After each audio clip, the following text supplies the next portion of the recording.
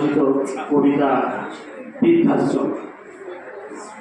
ওই শান্ত ছায়ানীর জামরুল তলা, আঁকা বাঁকা নদী পথ মিশেছে, ঠিক চক্রবালে ছবি এঁকেছে। পথের ধারে এক অশীতপয় বৃদ্ধ রয়েছে পড়ে, 3 দিন তার খাবার নাহি জোটে।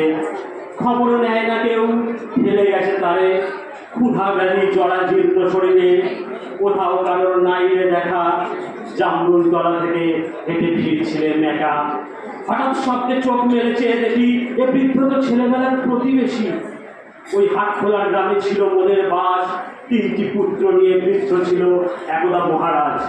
আজ তার কোন পরিণতি, আমার পিতার বন্ধুর কি হবে গতি, ভেবেই কোনো কুল কিনারা পাইনে। এমন সময়ে সমাজসেবী বন্ধুর নম্বর খুঁজি, মুঠোফোনে তারে সব বুঝিয়ে বলি। অমনি সে ছুটে এসে নিয়ে যায় তারে। বৃদ্ধাশ্রমে ঠাঁই হয় সব হারানো বৃদ্ধরে। নিজেকে বড় কষ্ট হয় এদের কথা ভেবে, কুসন্তান জন্ম দিয়ে কত কষ্ট অবশেষে।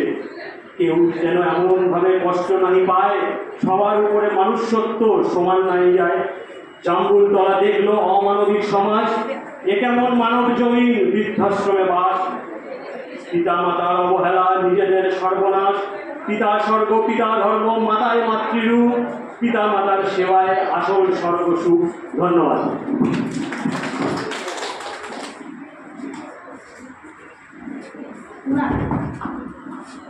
ধন্যবাদ কবিকে। এবার প্রদীপ